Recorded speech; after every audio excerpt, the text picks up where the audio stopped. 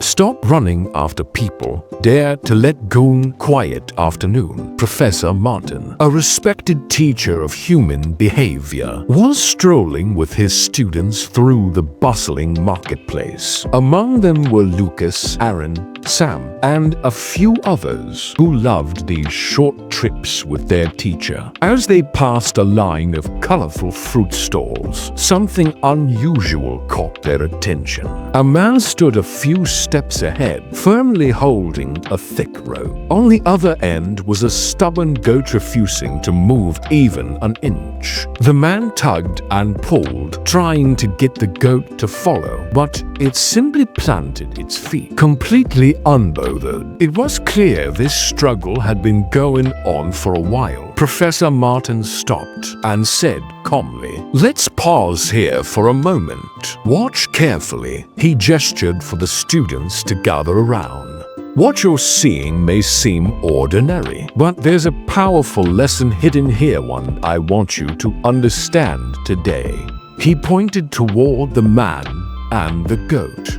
"Tell me," he asked, "who is really tied here? Is the goat tied to the man, or is the man tied to the goat? Who is controlling whom?" Lucas thought for a moment. "Sir, the man is in control. He's holding the rope. The goat is refusing to move. Clearly, the man decides where to go, and the goat must follow. The man is the master, the goat the follower." Professor Martin nodded and smiled softly.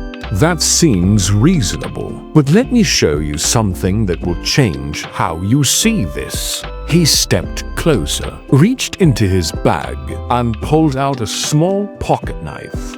With one smooth motion, he cut the rope.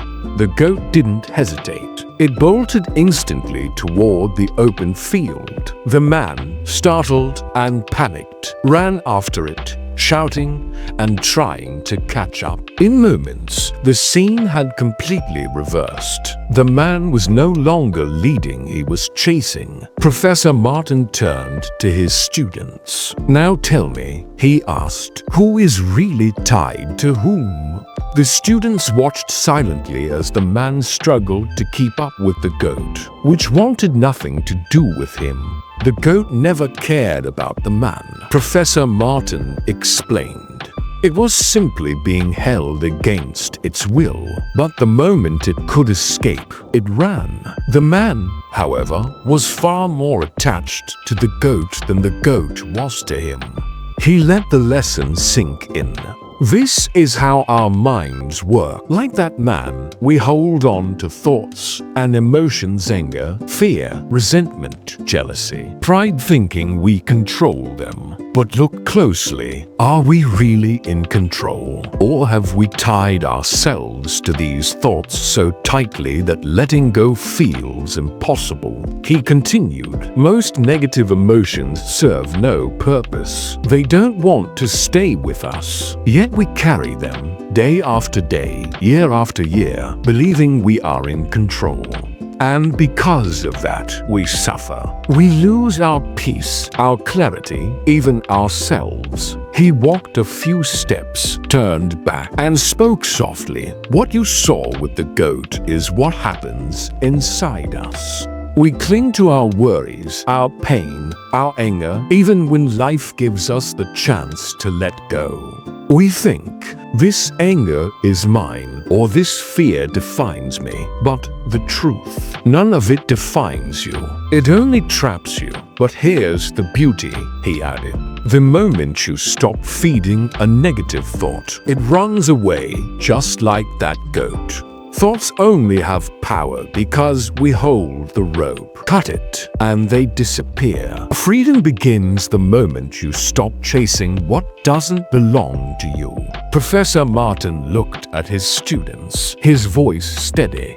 In life, we often convince ourselves we are in control of our emotions, our relationship, even our circumstances. But true freedom isn't about holding on, it's about letting go.